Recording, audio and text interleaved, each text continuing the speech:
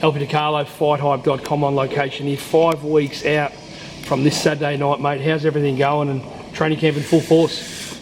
Yes, camp's going very well. Done about 5 or so weeks here in Australia in our usual spot. Heading over on Sunday to Miami to finish off camp there. But yeah, everything's going really well and looking forward to it. Mate, I'm going to get to some worldwide level stuff. Cattrall versus Progress on the weekend, Sunday morning in Australia, Saturday night back in Manchester. Your thoughts on that fight and how it played out? I think Cattrall did what he needed to do. I don't think it was a great performance. I think it was just, solid probably. I think the first half of the fight was Progress's fight. And I think most of the people agree with that.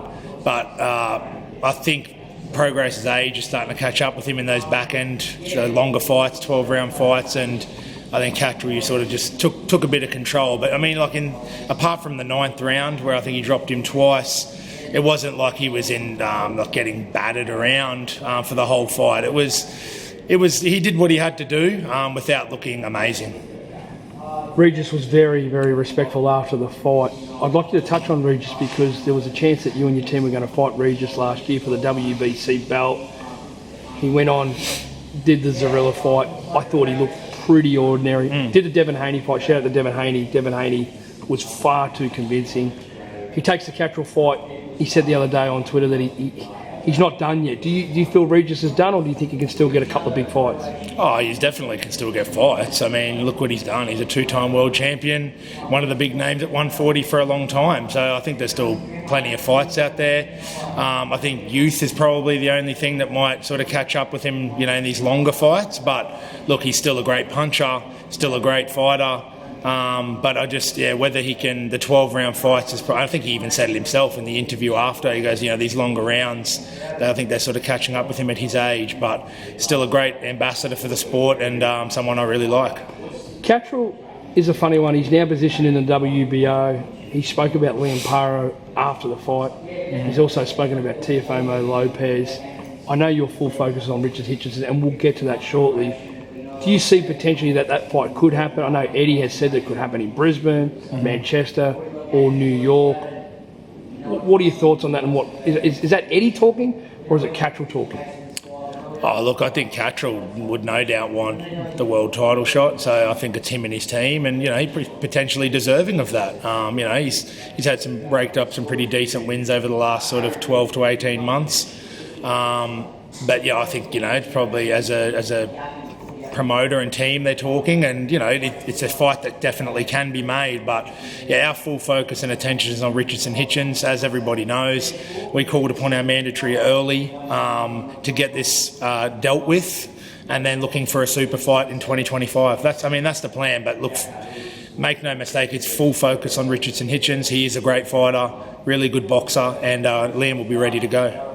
Speaking about Hitchins, we had him on the channel not long ago. We had you on the channel. We've obviously had Liam, big supporters of what you guys do. He came across talking about how he finds that Liam's a bit arrogant, he's a bit one-dimensional. Is that Hitchins just talking, or is that really Hitchins not knowing what he's in for, or is Hitchins just sort of trying to have a bit of a stab there, or he doesn't really know who you and Liam Paro and what your team are about?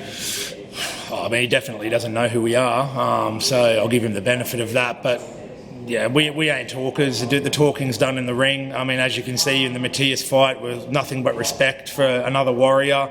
And if Hitchins wants to act in that way, that's up to him. I mean, we've never been about that, and we just worry about doing our talking inside the ring. And if he calls that arrogance, then so be it. But yappy guys, we've dealt with before, and I see no different this time. Getting to know Liam Paro the last 5-6 years. He's bigger, he's fitter, he's faster now than what I've ever seen him before. You guys, the Matthias, I know it was an incredible camp. You built yourself up so much to go the full 12 rounds, and I think you actually said, look, we feel it's going to go 12 rounds in respect to him being the warrior. Have you, as the head trainer, though, with this now lifted it up another notch? I think you're always levelling up. Every camp you get better. And you learn more about yourself, and I think we're always levelling up every camp, and Matthias was an unbelievable camp, and it showed on the night. And yeah, this is a very different fight. We're very aware of that. completely different stylistically, and we've changed accordingly. And this camp, already 5 or 6 weeks in, in terms of proper camp, Liam's ahead of where he needs to be, and it's going to be a fantastic fight for the fans.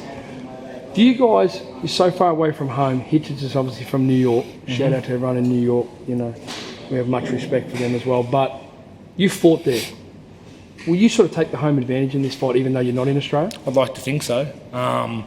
We were nothing but humble champions over there. In the lead up and after the fight, Matthias was unbelievable after the fight. We have big love for Puerto Rico and the Puerto Rican spirit. Because I saw Panda in LA, you said to say hello. Yeah, the Puerto Rican spirit, and they're all about boxing, and we love our boxing, and I'd like to think that we got the crowd, but at the end of the day, we didn't have the crowd last time, we got the job done. But we'd love nothing more than have the Puerto Rican people behind us picking up supporters all over the world is what the sport's all about, and I'm sure we'll make them proud, and we'll make everybody proud back at home as well. Some big fights coming up in the world. We don't know if Tank versus Lamont Roach is going to happen on December the 16th. It might be moved to January. I know you're a massive, I wouldn't say you're a fan, but you really respect Gervonta and what he does. Your thoughts on that fight, regardless if it goes ahead in December or if it goes ahead in January, but your thoughts on Tank and Roach? I think Tank's just way too good, in my opinion. In every area. Yeah, I like Tank. I like what he does. I like what he's about. He's got the power in both hands. He's a great boxer, and I think his boxing ability is undermentioned. I like what he's about, and I'd love for Liam to fight him one day because Gervonta is arguably the face of the sport. Alongside probably Canelo. So. They're the fights that you dream about. That's what it's all about in this sport, testing yourself and fighting the very, very best in the world. You've watched a lot of Tank. Do you see him sit at 40, 35, or where do you think he will... Look, he's no spring chicken, but where do you think he'll end up? I think he's probably most comfortable at 35, but, there are some big opportunities at 140 as well. He probably sees it as at 35. It doesn't really matter as long as he's in the ring, people are going to watch, and that's true just because of his exciting style. But I think there's some really good fights to be made at 140. Whether he's most comfortable there or not, I think he definitely carries his power through at 140. We saw that in the Barrios fight. So, yeah, that would be a fight we'd be interested in 2025. Have you ever told your promoter, Eddie Hearn, and the guys at Matchroom that that's something that you would like to do? I know you're very fully focused on Hitchins, and there's talk of domestic fights with Cambosis, there's talks of fights with Cattrall, there's even talks of fight with Tiafomo. You guys, you're getting thrown around with a lot of names. There was even talk of you fighting Ryan Garcia. But would that be something where you'd say to Eddie, we're still the champs, we want Tank? We've told Eddie and Frank very clearly that we want the very biggest of fights. So in terms of, mentioning certain names, obviously you want the biggest names, definitely. Garcia, Gervontas, Haney's, guys like that are the biggest names in the sport.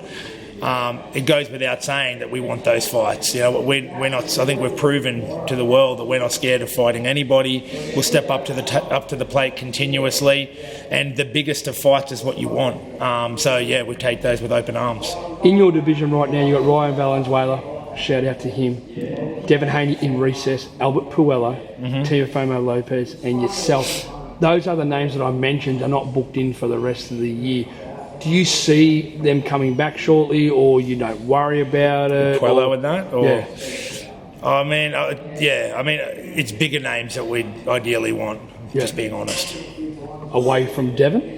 No, Devin's a big name. I mentioned him before, but, Puello, Valenzuela, they've got unifications, of course. Everybody wants unification bouts, but, at the end of the day, it's also about the most lucrative fights too. So, it's sort of part and parcel. You've got to look at every opportunity, and that's what we do. We look at every opportunity that's offered to us. We speak with the team, and we make a decision from there. But fighting for unifications, fighting the biggest and best names in the sport is what we're about.